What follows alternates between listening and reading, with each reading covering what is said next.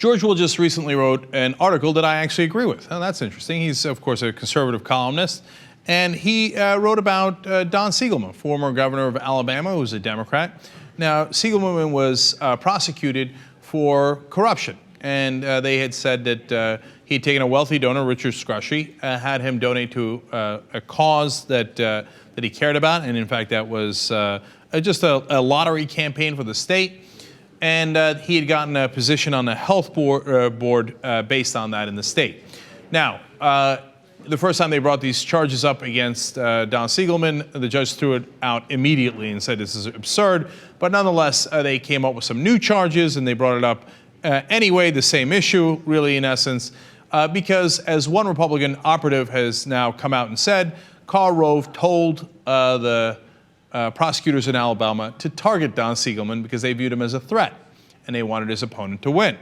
Now, that has a long history we've covered before on the Young Turks, but here's the interesting part of it.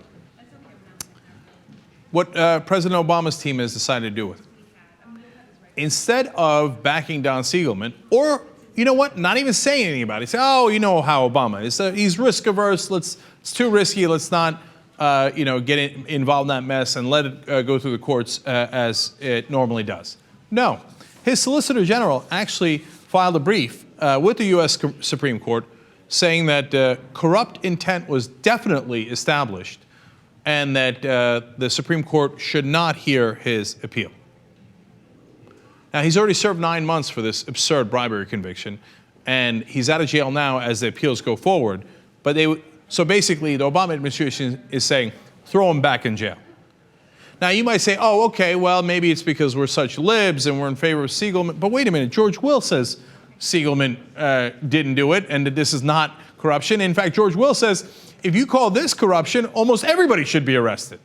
Because this is how politics works. Are you kidding me? Rick Perry should get a life sentence if that's corruption. He hands out state board appointments. He hands out government contracts, multi-million-dollar deals, all based on whether you donate to him or not. In this case, Scrushy didn't even donate to Siegelman. He was in favor of a lottery board that they thought might help the state. It's absurd, but it's not just me. It's not just George Will.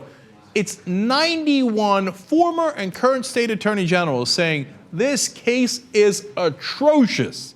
Under no circumstances should Don Siegelman be going to jail for this. So they're all on the side of justice, Republicans and Democrats alike. So who's that Solicitor General who wrote that brief, by the way? Well, she's not there anymore.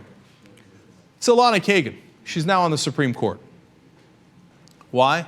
The Obama administration always believes that whatever was given to them ahead of time must be right. If that's what the Bush administration did, well, then it must be right. If the Bush administration targeted Don Siegelman, well, then he must have had corrupt intent. So we will make sure that there is no change whatsoever under any circumstances. Even if all the state attorney generals, Republicans and Democrats, agree. If all the commentators on the left and the right agree, I don't care. If Bush did it, I'm going to do it. So that's the Obama policy on Don Siegelman. And it is horrible. Now, one of the reasons I bring this up to you is because, of course, it's an important case. But the second reason is because it gives you a mindset into President Obama. And these are the little things that almost no one else covers. So the average American doesn't see this. You know, even if you're a Democrat, you know, a new poll out, 94% of Democrats support President Obama. Now, given the alternatives, the Republicans, I get it, right? The Republicans are atrocious. I understand. But they don't know all these little details. And the reason that I have the opinion that I have is not because I don't like President Obama. Again, I voted for him. I supported him over Hillary Clinton, et cetera, et cetera. It's because I've seen dozens of cases like this where when, you know, put to a choice, what does the Obama administration do? They reflexively go, okay, what did the Republicans do? What did Bush do? What does the establishment want? Okay, that's what we're going to do. That is their modus operandi. That is what they do. Now, in some cases, they might veer from that, but that is their natural inclination. That's their knee-jerk reaction. And in the case of Don Siegelman, if it means sending this obviously innocent man back to jail, it's beyond acceptable.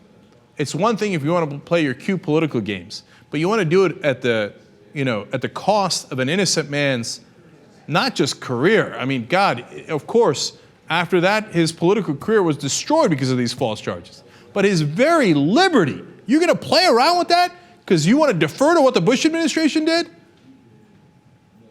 Come on. There has to be bounds of reason on lack of courage.